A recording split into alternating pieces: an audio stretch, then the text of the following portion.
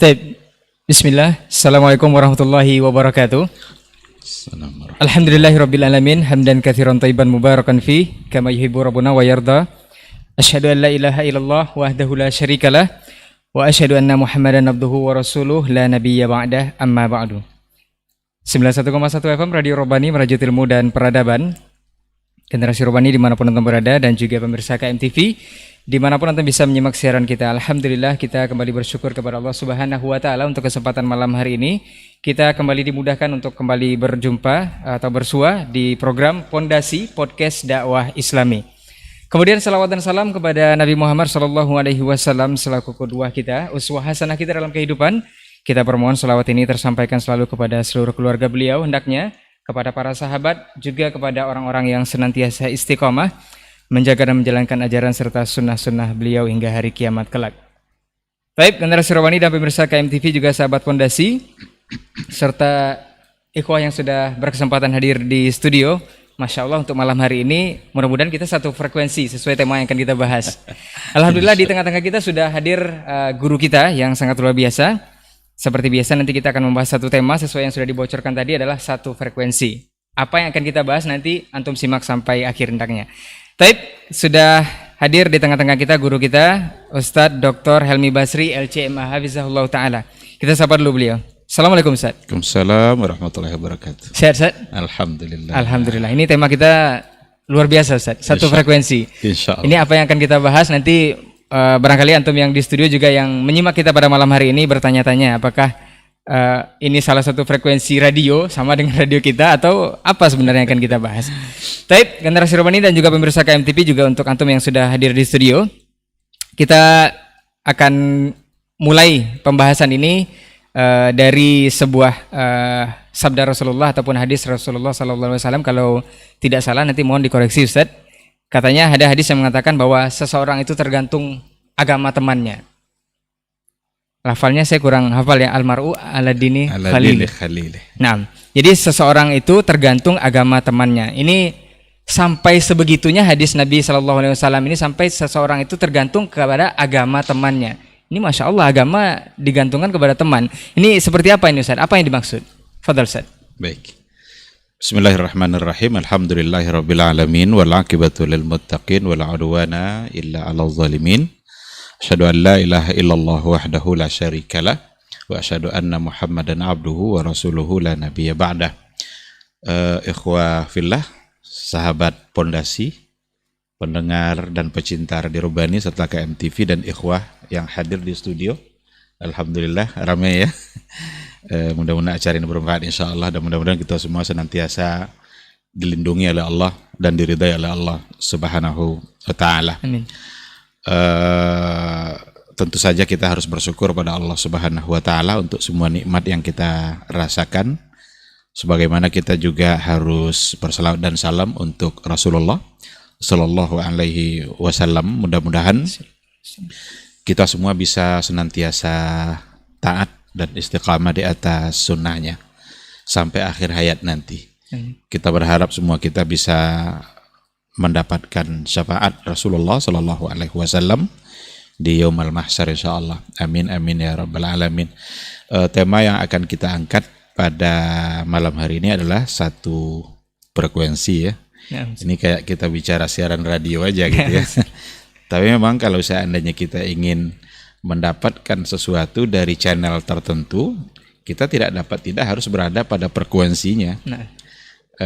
Ketika kita sedikit jauh dari frekuensi itu, nanti suaranya sudah mulai tidak jelas, kabur, bercampur sama angin. Tapi kalau pas frekuensinya, maka kita akan mendapatkan secara baik. Tapi nanti kita bawa kepada kehidupan keseharian kita dalam persoalan persahabatan. Kita hamba Allah manusia ini memang secara tabiat adalah makhluk sosial. Kita tidak akan bisa hidup secara sendiri. Oleh karena itu masing-masing kita akan mencari komunitas agar bisa berinteraksi, akan mencari persahabatan, pertemanan agar mereka dalam kehidupannya bisa berbagi, bisa berinteraksi. Dan masing-masing nanti akan disatukan oleh hal-hal tertentu. Ada yang disatukan oleh hobi, kan? Ya. Maka ada orang-orang yang disatukan oleh hobinya, yang berburu bersatu pula dia dalam perburuannya. Ada komunitasnya. Ada komunitasnya. Nah, Atau mereka disatukan oleh kerja dan aktivitas. Dosen disatukan pula oleh kerja dan aktivitasnya. ya. Pedagang-pedagang akan disatukan pula oleh komunitasnya. Itu sesuatu yang lumrah saja dalam kehidupan, karena memang manusia ini ya tabiatnya adalah sebagai makhluk sosial gitu. Cuma ada satu peribahasa Arab yang sangat menarik, at-tuyuru ila amsaliha taqa. At-tuyuru ila amsaliha taqa. Burung itu akan menyatu dengan yang sama-sama dia, yang sejenis dia. Dia tidak bisa menyatu sama yang jenis lain. Ada burung pipit, tidak mungkin menyatu sama burung elang. Karena memang karakternya beda. Kita lihat kalau ada segerombolan burung walet, terbang, meliuk-liuk terbang. Betapa indah dan asiknya mereka bersama-sama, karena dia satu, berada pada satu komunitas, satu tabiat gitu kan. Jadi at-tuyuru ila amsaliha taqa. Burung itu akan berada pada yang sejenisnya saja. Nah, dikarenakan oleh tabiat dari manusia adalah sebagai makhluk sosial, maka agama membimbing siapa yang pantas untuk kita jadikan teman, siapa yang pantas untuk kita jadikan sahabat. Nah, kita akan bisa betah ketika kita satu frekuensi. Nah, ini mungkin nanti yang akan nyambung gitu. Tapi tidak akan bisa bertahan lama ketika frekuensinya juga berbeda gitu kan. Agama memberikan bimbingan dalam persoalan ini, di mana yang paling penting dalam persahabatan oleh agama ini supaya dia bisa bertahan lama adalah satu persahabatan yang bukan diikat oleh kepentingan. Bukan juga oleh manfaat. Kepentingan, manfaat gitu ya, atau kesenangan. Tetapi agama kita mengatur agar persahabatan itu bisa bertahan lama dan selalu baik, maka bertahanlah, bersahabatlah demi mengejar kemuliaan di sisi Allah. Nah, ini yang poinnya ini nanti. Kalau seandainya bersahabat karena kesenangan, ini karena dia lucu gitu kan, dia suka akan hidup suasana kalau ada dia, maka senang orang sama dia. Tapi kalau dia sudah tidak lucu lagi, nanti habis persahabatannya. Kalau seandainya oleh kepentingan, oleh manfaat, ada orang yang begitu mencintai seseorang karena ada manfaat yang ingin dia dapatkan. Kenapa orang banyak cinta sama pejabat? Karena anaknya biar bisa masuk di instansi di mana dia berada gitu kan. Mudah-mudahan nanti bisa jadi vitamin wow gitu kan. Kalau ada istilah vitamin wow itu, wasitah itu koneksi gitu kan.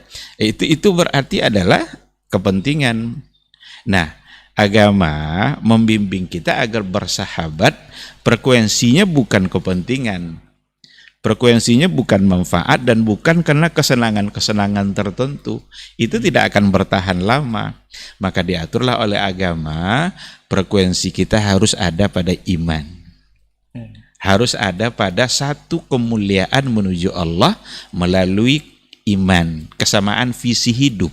Bahwa kita hidup dan kita akan mati, bagaimana nanti kita bisa bersahabat dalam mengejar kemuliaan di akhirat kelak. Nah, kalau ini frekuensinya, maka yakinlah insya Allah akan bertahan lama. Maka ada dalam Al-Quranul Karim dikatakan oleh Allah Subhanahu wa taala, innamal mu'minuna ikhwah. Innamal mu'minuna ikhwah.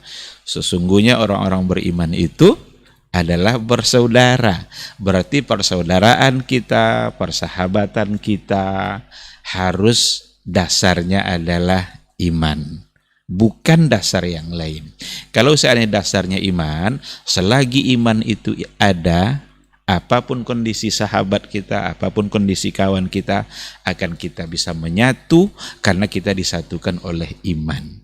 Tapi kalau disatukan oleh harta, habis hartanya habis pula. persahabatannya. Kalau disatukan oleh kepentingan politik, habis kepentingannya atau tak tercapai kepentingannya, habis pula kebersamaannya. Nah, jadi ini yang akan kita coba gali insya Allah lebih jauh, bahwa satu frekuensi itu adalah kita harus berada dalam satu frekuensi iman.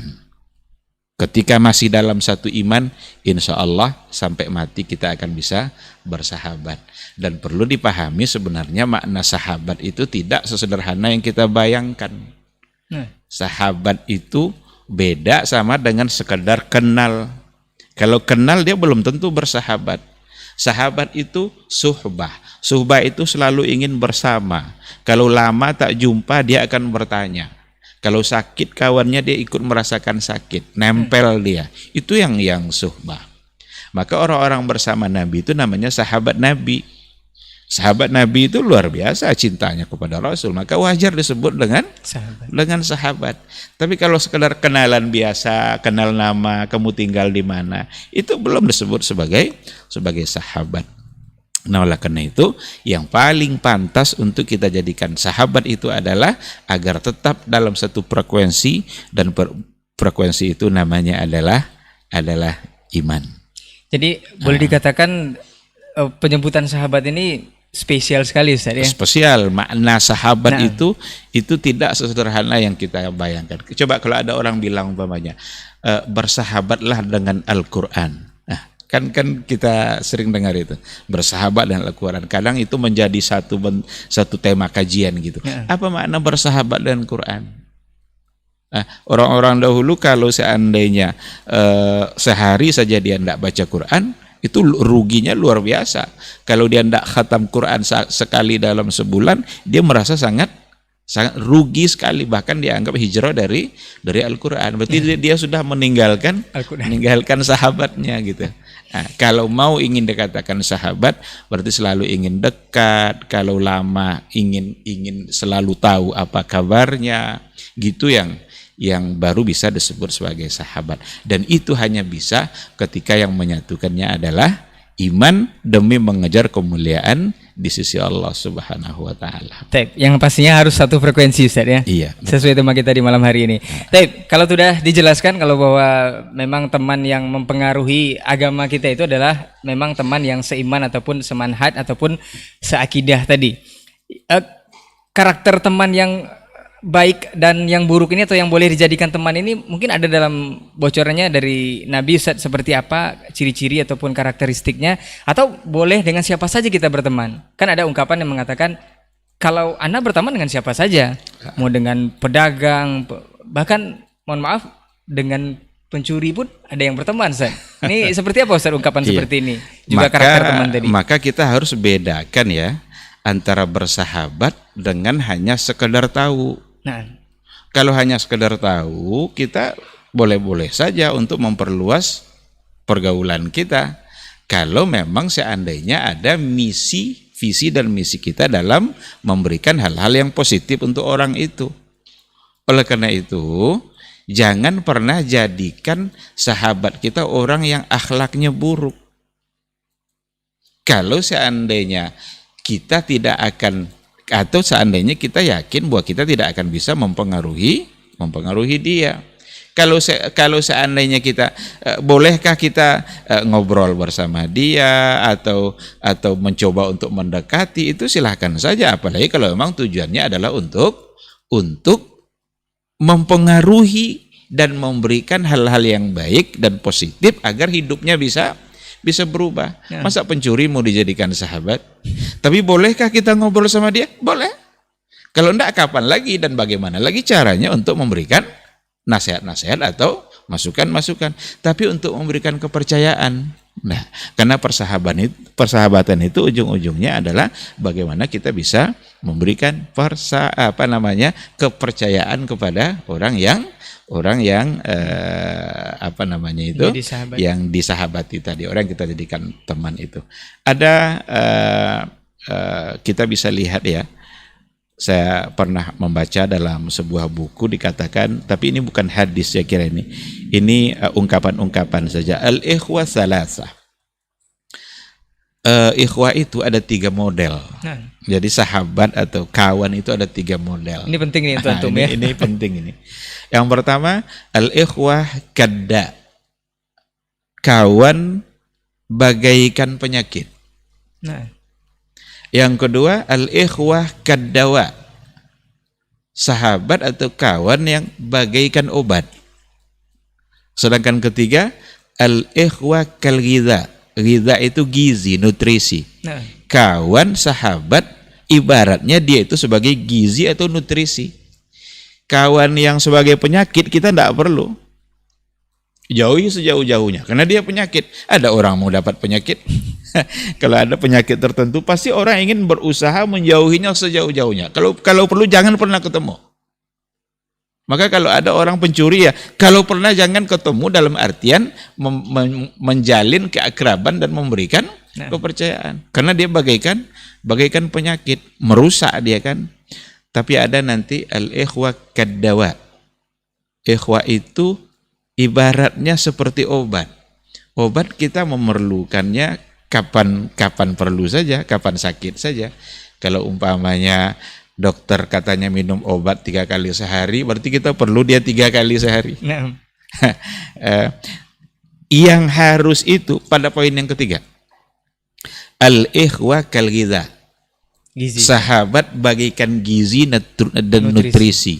Ini kita perlukan kapan dan dimanapun kita berada. Bahkan kalau sudah, ini kan bagikan makanan kan. Nah. Kita kalau sudah saatnya makan lalu kita tidak makan, loyo kita kan. Kalau tidak ada gizi disebutlah sebagai kurang gizi kan. Nah, maka posisi sahabat yang ketiga ini sebenarnya yang harus terjalin, yang harus ada. Dan itu akan bisa kalau benar-benar dalam satu frekuensi tadi itu.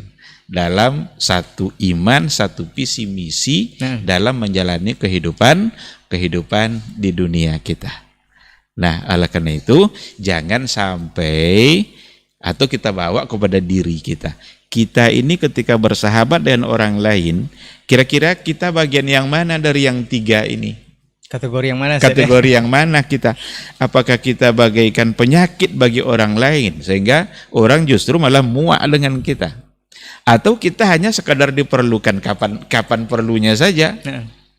Kapan-kapan perlu karena memang ada saatnya dia diperlukan. Kalau sudah habis keperluannya dia diabaikan. Ataukah justru sebagai gizi dan nutrisi yang selalu diperlukan dalam setiap saat. Orang tidak bisa berpisah dari kebutuhan fisik dia. Baru aja sarapan pagi, sebelum makan siang kadang ada pula snack-snacknya, ada cemilan-cemilannya. Pokoknya orang tidak bisa lepas. Selalu saja dia membutuhkan.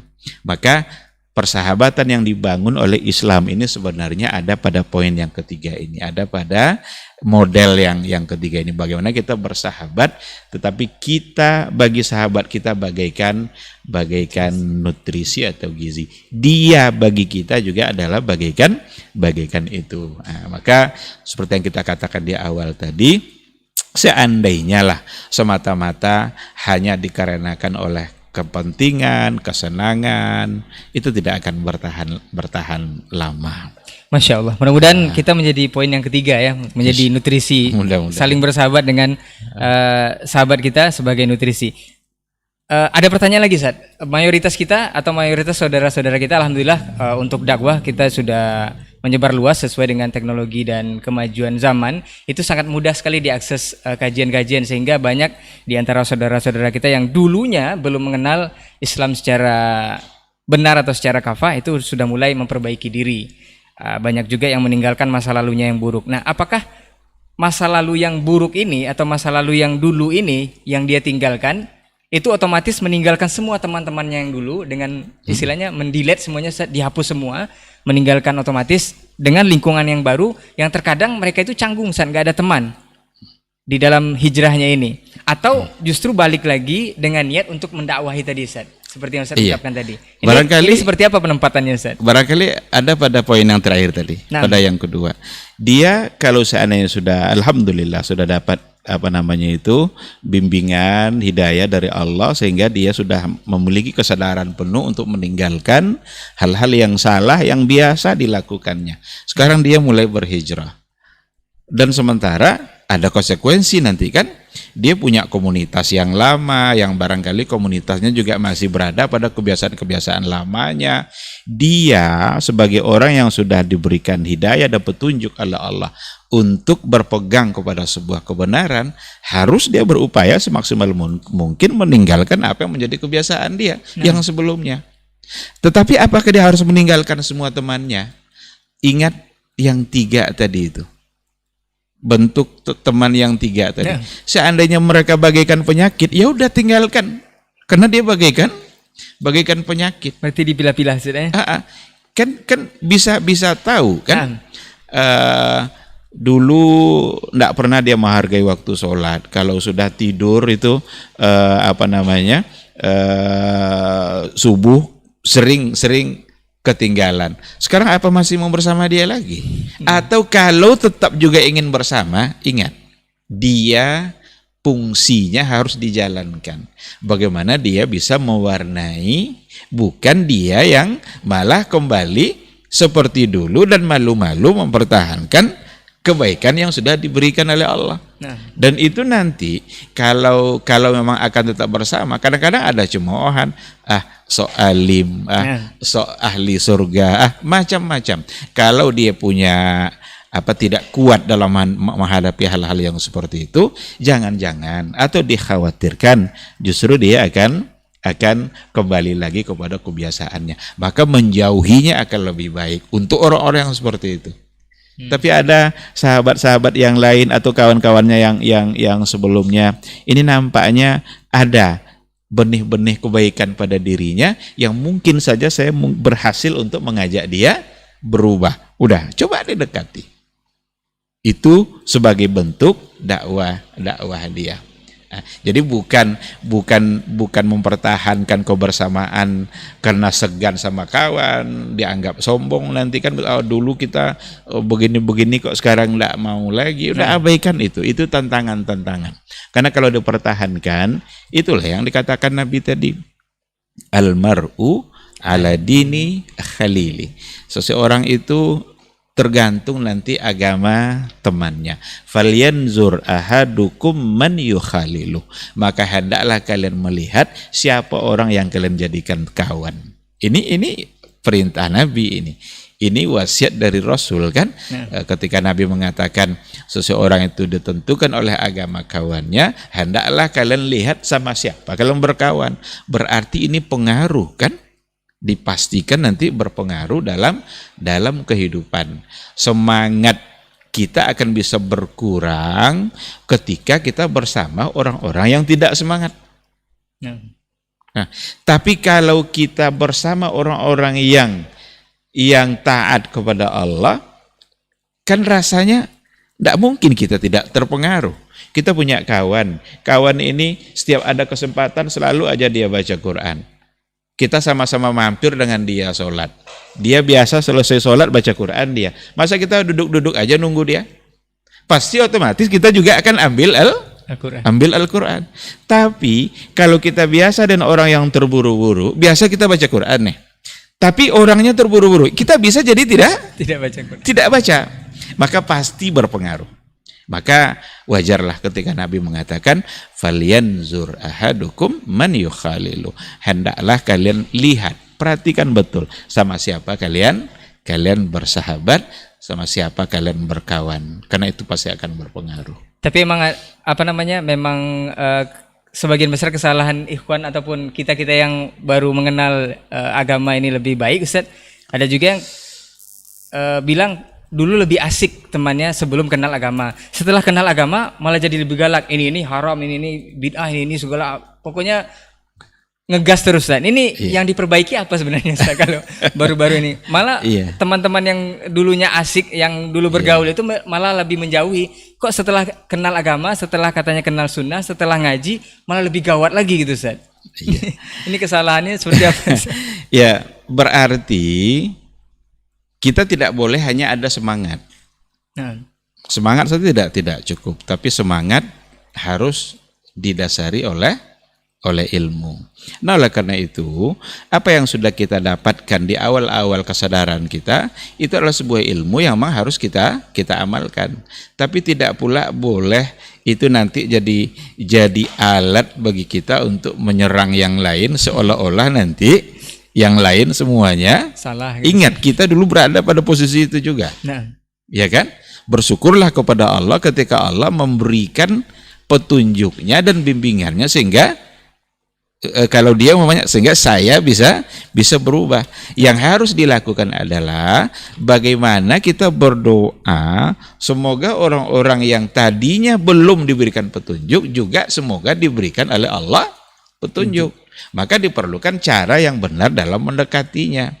Tidak boleh pula kita sok-sokan kita sudah berubah ini dari segi penampilan, dari segi ibadah semua sudah berubah. Lalu itu kita jadikan alasan untuk menyerang yang lain yang belum berubah sehingga semuanya nanti akan masuk neraka. Neraka itu urusan Allah. Jangan kita yang utak-atik kerja Allah. Dan Allah itu Maha Pengampun. Siapa tahu nanti Allah ampuni orang-orang seperti itu. Ya kan? Oleh karena itu harapan kita, doa kita harus selalu ada agar Allah Subhanahu wa taala memberikan bimbingan-bimbingannya dan petunjuknya kepada orang-orang yang saya dulu juga seperti dia. Kan seperti itu. Nah. Syukur alhamdulillah saya sekarang berubah. Ya Allah, berikan juga petunjukmu untuk orang-orang seperti itu. Nah, jika dia tetap mempertahankan pertemanannya dalam rangka untuk memperbaiki seperti itu adalah bagian dari dakwah dia insyaallah. Nah. Itu Ustaz ya. Itu. Ini ada hadis Ustaz. Ini koreksi kalau salah Ustaz. Ada hadis yang terjemahannya orang yang meninggikan suara dan berperangai buruk itu ada pada pengembala unta Ustaz. Sedangkan orang yang penyabar dan santun ada pengembala kambing. Hikmahnya di sini berarti hewan saja yang terbiasa bergaul dengan pengembalanya itu bisa berpengaruh kepada manusia Ustaz. Apalagi teman yang buruk ini. Iya. Ini apakah seperti itu maksudnya Ustaz ya? Iya, betul. Karena para nabi dan rasul kalau kita tahu setiap nabi dan rasul mengembala kambing, Ustaz. Bahkan kesabaran nabi dan rasul sudah teruji. Iya. Bukan sebatas itu saja sepertinya, Ustaz. Ini seperti apa penjelasannya, Ustaz? Iya. Hadis ini ada dan hadis itu dalam Sahih Bukhari dan Sahih Muslim. Nah. Al-fakhru wal khuyala gitu ya. Al-fakhr itu kan kebanggaan, khuyala itu kesombongan. Fil faddadina ahlul wabar. Jadi kesombongan, keangkuhan itu terpancar atau nampak pada orang-orang meninggikan suaranya pada pengembala onta. Orang-orang yang mengembala onta. Tetapi justru as-sakinah itu kan ketenangan, nampak tenangnya dan kesabaran itu fi ahlil ghanam. Ada pada pengembala kambing gitu. Jadi mengembala kambing itu membangun kesabaran dan kata Rasul tidak ada seorang pun nabi kecuali mengembala kambing. Termasuk Nabi sendiri. Karena dia cerita sama sahabat-sahabatnya kan, saya dulu gembala kambing dapat upah dari orang-orang Mekah ini dari gembalaan itu. Kata sahabat, apa kamu ikut gembala juga ya Rasulullah? Nah, situlah Nabi mengatakan, ma min nabiyyin illa wa huwa ra'yal ghanam. Kama khalar Rasul. Tidaklah ada seorang nabi kecuali dia mengembala kambing. Karena nabi itu akan mendapat sebuah amanah yang memang amanah itu memerlukan kesabaran dan ketenangan dalam menghadapi masyarakatnya. Amanah menyampaikan Islam akan pasti ada tantangan, tapi karena kesabarannya sudah terlatih, maka dia bisa menghadapi itu semua. Dan hadis tadi itu memang menggambarkan bahwa hewan saja, ini kan hewan nih kan, hewan itu kan tidak bisa ngomong sama kita kan. Kadang kita aja yang mau ngomong sama dia. Maka orang yang gembala kambing, cara memanggil kambingnya apa? Ya dengan cara suara kambingnya itu. Kalau dia punya kucing, sayang sama kucing, dia panggil kucingnya. Gimana cara dia memanggil kucingnya? Ya dengan cara-cara yang memang untuk memanggil itu. Jadi hewan saja tidak bisa dia berinteraksi sama kita secara total. itu bisa berpengaruh. Apalagi teman. Di situ kata kunci sebenarnya. Nah. Apalagi orang yang memang bisa berbicara, bisa ngomong, jangan-jangan hebat pula ngomongnya dari kita. Kita bilang kebenaran, dibantahnya kita. Hebat pula dia lagi berlogika dalam persoalan Berretorika, ini. Berretorika kan? Iya juga ya. Jangan-jangan justru kita yang malah ikut-ikutan dengan dia. Maka akan sangat berpengaruh. Maka pesan Nabi ini, almar'u ala dini khalili. Sahabatnya itu, kawannya itu akan berpengaruh besar pada agamanya. Maka benar-benar pandailah dalam memilih dengan siapa dia dan siapa dia berkawan. Jadi hadis yang sahih ada pada Sahih Bukhari dan Sahih Muslim. Jadi Masya Allah, untuk bayangkan hewan yang tidak bisa berbicara dan tidak bisa berperilaku seperti manusia itu berpengaruh kepada kita ternyata, Ustaz, ya. Iya. Kepada Nabi dan Rasul, apalagi teman yang buruk tadi. Jadi ini pentingnya kita untuk satu frekuensi dengan yang kita jadikan sahabat. Iya. Tapi Ustaz, jika kita ingin satu frekuensi juga, ingin niat berdakwah lagi setelah kita mengenal Islam dengan baik, mungkin saat ini alhamdulillah Allah berikan hidayah kepada kita.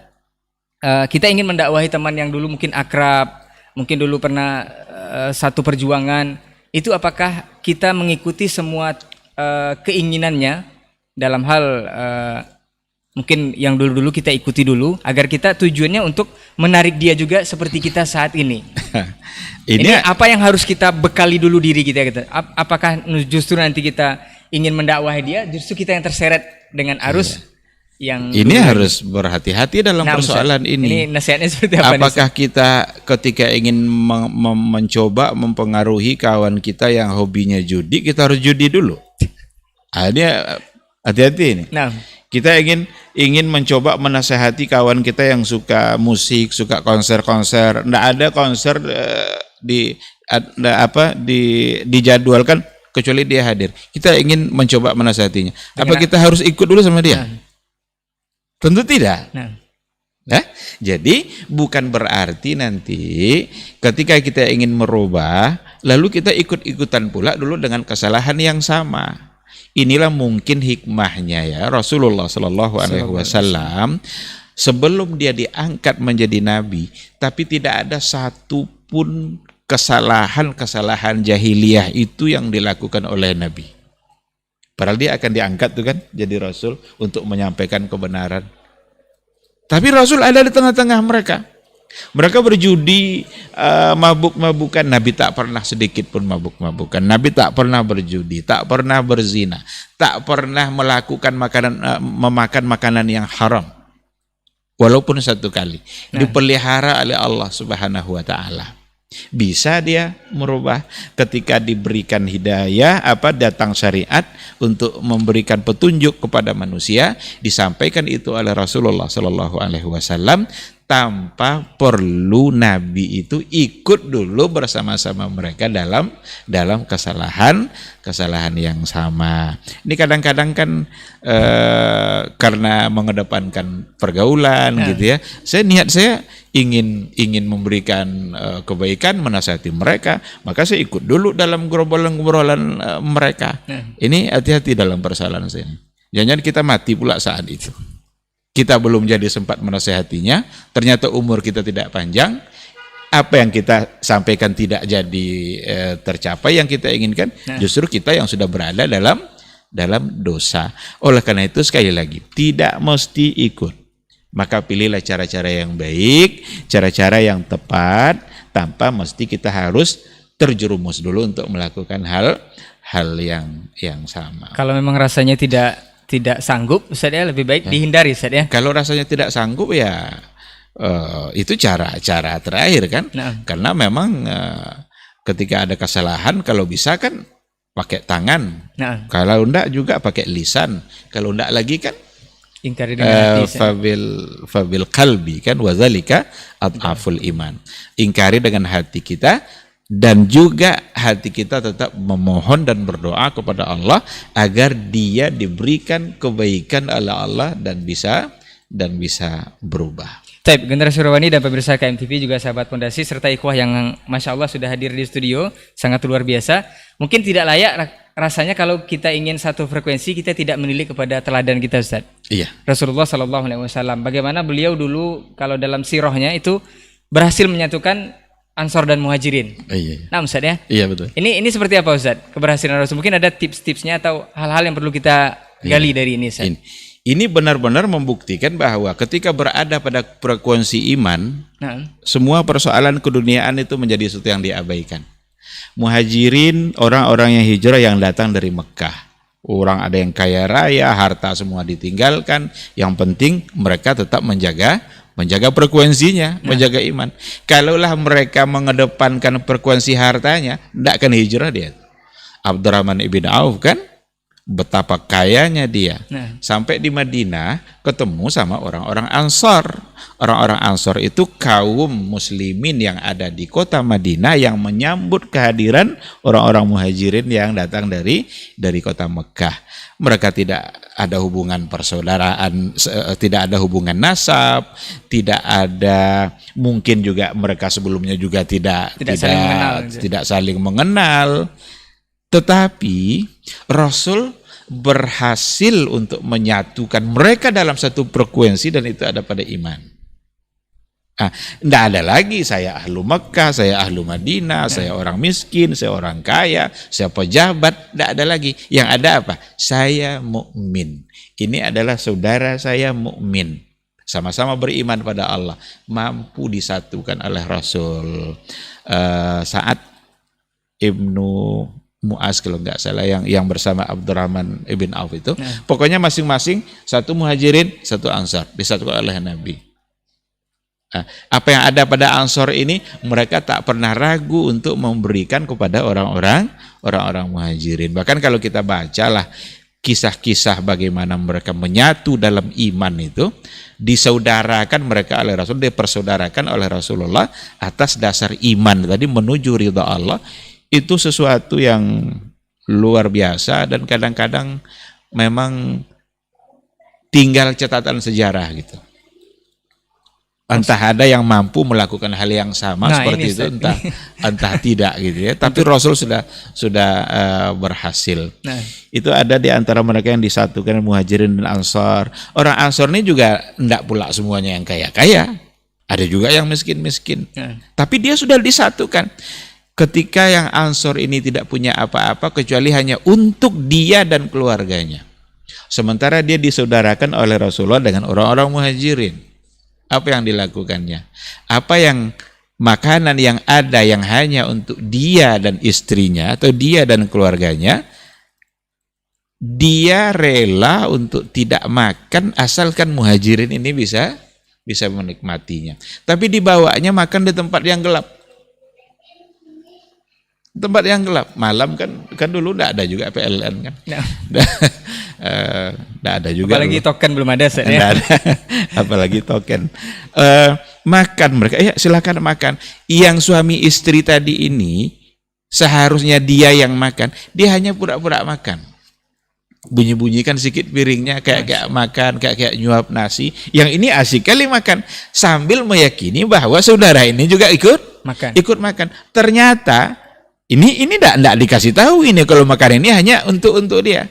Seolah-olah dua-duanya sama-sama menikmati makan malamnya. Padahal yang makan hanya Muhajirin. Ini luar biasa. Cerita Abdurrahman bin Auf tadi itu juga tak kalah luar biasanya. Apa kata Sa'ad tadi itu? Sa'ad bin Zaid atau siapa? Saya lupa namanya. Katanya, saya punya harta banyak, saya akan bagi dua harta itu untuk kamu separuh. Saya punya 2 istri katanya. Kamu pilih yang mana kamu mau. Saya ceraikan yang kamu mau tadi. Nanti habis masa idahnya kamu nikah dengan dia. Sampai seperti itu. Itu dalam catatan sejarah. Tapi kata Abdurrahman bin Auf juga tahu diri. Enggak pula dia, ayo buat sini separuh harta kamu. Buat sini 1 istri kamu. Enggak. Apa katanya? Dullani ala suq. Cukup tunjukkan kepada saya di mana pasar Madinah ini. Oh, kalau begitu, ayo saya tunjukkan pasar Madinah. Tahu dia, ini yang punya pasar ini siapa, kata Abdurrahman bin Auf. Adakah orang-orang Yahudi? Orang-orang Yahudi banyak di sini katanya. Kata Abdurrahman begini, coba, ini visionernya Abdurrahman bin Auf ini dalam persoalan ekonomi. Apa katanya? Alangkah baiknya kalau seandainya umat Islam ini punya pasar khusus yang tidak ada campur-campurnya sama orang Yahudi. Dan ternyata itu terjadi. Dapat dilaksanakan. Nah, karena pasar sudah ditunjukkan, tentu dia mulai berusaha. Mulai berusaha, dagang sikit-sikit dan maju. Abdurrahman bin Auf ini kan orang yang gagal jadi orang miskin. Gagal jadi orang miskin. Di mana aja dia berusaha maju. Kalau kita kebalikannya. Kalau kita gagal jadi orang gagal jadi orang kaya. Dia gagal jadi orang-orang miskin. Ketika sudah mulai dagang, muncul Abdurrahman bin Auf, sudah pakai parfum dia. Tanya sama Nabi, kok asik kali parfum kamu, ada apa? Saya sudah nikah ya Rasulullah. Masya Allah. Berarti dia sudah menikah dari usaha dia. Bukan yang ditawarkan saudaranya. Bukan dari yang ditawarkan tadi. Begitulah mereka. Jadi ketika disatukan oleh iman, ketika disatukan oleh tujuan akhirat, frekuensinya tujuan akhirat, dunia ngikut. Dunia tidak mesti menjadi sesuatu yang paling utama untuk dipikirkan. Yang paling utama dipikirkan itu adalah akhirat, nanti dunia akan ikut. Tapi kalau kita fokus pada frekuensi dunia kita, akhirat tidak ada jaminan akan ikut. Jangan-jangan kita larut dengan persoalan-persoalan dunia kita, berteman kita dengan seseorang, frekuensinya hanya urusan bisnis. Kadang-kadang jangankan dengan saudara, dengan adik kandung sendiri bisa berkelahi gara-gara bisnis, persoalan dunia. Gara-gara persoalan harta, jangankan sama orang lain, sama keluarga dia sendiri sering atau bisa terjadi perselisihan. Tapi kalau frekuensinya berada pada gelombang iman, pada tujuan-tujuan akhirat, yakinlah persoalan-persoalan dunia insya Allah akan begitu gampang untuk diselesaikan. Disinilah pentingnya kita berada pada satu frekuensi, dan frekuensinya adalah iman dan tujuan-tujuan akhirat. Masya Allah. Tapi dari yang digambarkan oleh Ustadz tadi, sesuai sirah Rasulullah, bahwa bagaimana Nabi Muhammad SAW menyatukan Ansar dan Muhajirin dengan iman dan tujuan-tujuan akhirat. Tapi dari contoh yang digambarkan tadi, antum jangan praktekkan juga di rumah ya, seperti menawarkan istri atau mungkin tidak makan, itu jarang sekali terjadi Ustaz untuk zaman sekarang Ustaz ya. Bahkan mungkin tidak ada yang sanggup, dalam 10 orang mungkin satu tidak ada yang sanggup Ustaz ya. Cuman yang ingin dikemukakan Ustaz, dari semangat yang sudah digambarkan oleh Rasulullah SAW tadi, untuk zaman sekarang Ustaz, apa nasihat Ustaz agar kita bisa berteman? Maksudnya seperti ini Ustaz, bisa bertetangga, bisa berteman di dunia, tapi nanti bertetangga di surga. Ini nasihatnya seperti apa Ustaz untuk keduniaan kita saat ini? Apa yang perlu kita jaga Ustaz? Nah, iya, kalau tadi sudah kita katakan bahwa yang akan menyatukan kita adalah iman, maka mestilah persahabatan kita itu seluruhnya dalam lingkup iman tadi. Oleh karena itu, agama mengajar ada karakter-karakter yang tepat untuk dijadikan sahabat. Ini tentu menjadi penting gitu ya. Ketika karakter itu nanti kita jaga betul, itu harapannya tentu saja agar tetap berada pada frekuensi yang sama gitu. Karena kalau enggak nanti akan menjadi kacau balau persahabatannya. Gara-gara bersahabat dia bisa menjadi jauh dari Allah. Tapi bersahabat itu seharusnya membuat kita semakin dekat dengan Allah, bersama-sama menuju ridha Allah. Maka karakternya itu ada banyak sebenarnya ya. Siapa yang paling pantas untuk kita jadikan sahabat dalam artian yang kita sampaikan dari awal tadi? Nah, yang pertama sekali adalah mereka yang berakidah lurus. Persoalan akidah jangan main-main. Ini persoalan tauhid. Orang yang tauhidnya nggak benar, orang yang suka berbuat syirik, lalu kita jadikan sahabat akrab, tempat kepercayaan kita, jangan-jangan kita terbawa kepada kesirikan-kesirikan yang dia lakukan. Bisa pula exit nanti Ustaz ya, keluar dari Islam kita karena bisa syirik. Pula, dan berapa banyak itu orang yang rela untuk meninggalkan meninggalkan agamanya demi untuk mendapatkan hal yang lain. Ini poin pertama ini, Ustaz. Maka teman itu seperti yang tadi itu, kita kalau ambil contoh saat meninggalnya, pada detik-detik meninggalnya Abu Talib, di situ ada 3 orang. Ada Rasulullah Shallallahu Alaihi Wasallam, ada Abu Jahal, ada satu lagi saya lupa namanya, Abu Umayyah atau apa gitu. Tapi 2 itu konconya Abu Talib yang selalu menjadi teman beliau keseharian. Pada saat diajak oleh Rasul Shallallahu Alaihi Wasallam agar Abu Talib itu, wahai pamanku, ucapkanlah syahadat ini. Ucapkan itu 2 kalimat syahadat, agar ini bisa saya jadikan cara untuk membela kamu nanti di hadapan Allah. Apa kata yang berdua tadi, yang konco akrabnya tadi itu? Apakah kamu rela meninggalkan agama nenek moyangmu? Relakah kamu meninggalkan agama nenek moyangku? Ini kan konco dia nih kan, ini sahabat akrabnya ini kan. Betapa berpengaruhnya. Padahal Abu Talib itu sudah yakin dia yang dibawa Nabi itu benar. Dia bela malah dakwah Nabi kan. Yang mengganggu Nabi dalam berdakwah malah dia yang kan.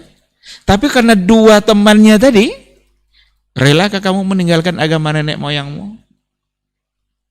Ini yang terngiang di telinganya Abu Talib, sampai pada akhirnya dia meninggal dan dia tidak mengucapkan 2 kalimat syahadat. Turun ayat, innaka la tahdi man ahbabta walakinallaha yahdi may yasha. Jadi satu pemahaman, satu akidah gitu, satu akidah yang lurus, itu menjadi satu kewajiban. Maka tidak mungkin kita akan bersahabat dan orang-orang Syiah, memberikan persahabatan dalam artian yang sesungguhnya, atau tidak akan mungkin kita bisa bertahan lama akrab-akraban dan orang-orang yang tidak seakidah dan satu visi misi. Ini termasuk duduk satu majelis tidak dibolehkan juga, Ustaz ya? Duduk dalam satu majelis, dalam hal ini kita bisa ingat sebuah ungkapan yang pernah diucapkan oleh Ibnu Abbas. Kalau dalam bahasa kita kira-kira, janganlah kalian duduk-duduk bersama ahlul ahwa. La tajlisu ma'a ahlil ahwa. Jangan kalian duduk-duduk bersama ahlul ahwa.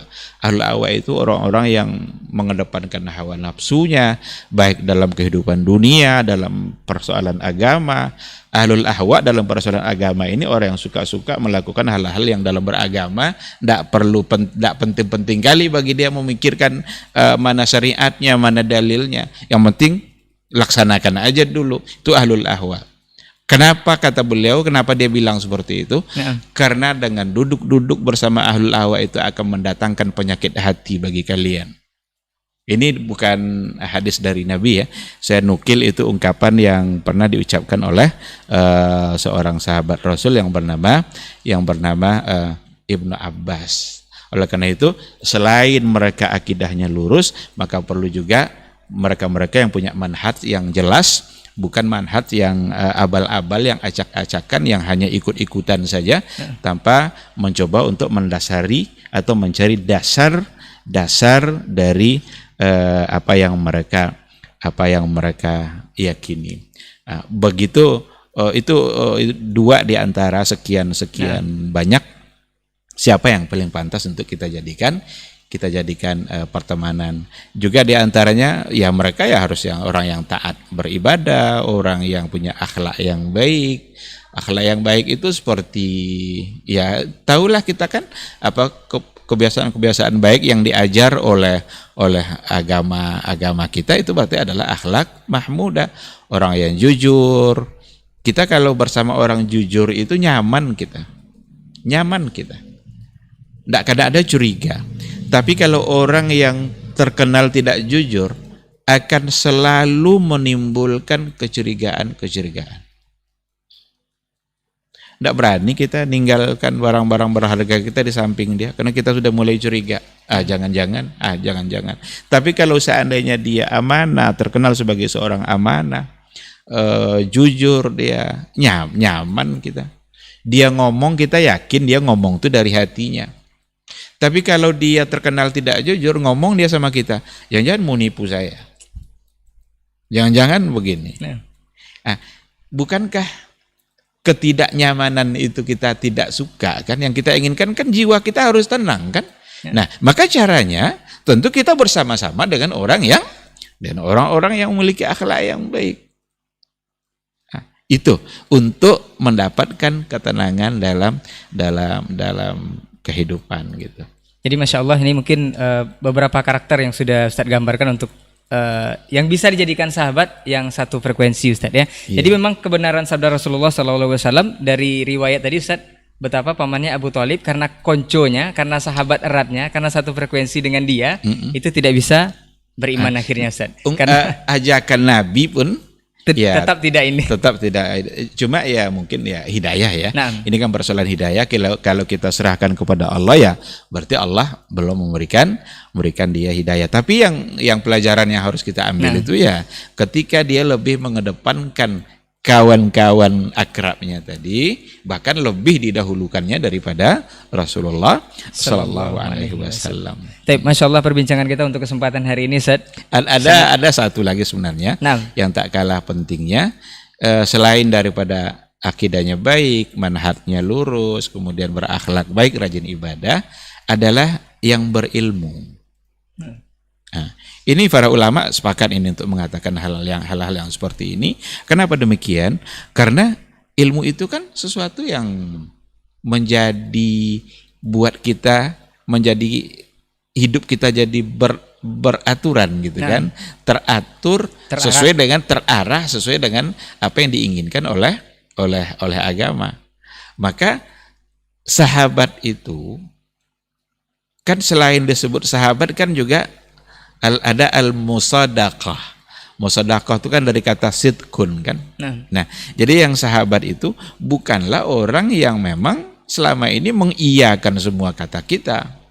Tetapi yang sahabat itu adalah orang yang kalau seandainya kita keliru, dia menyampaikan kekeliruan kita.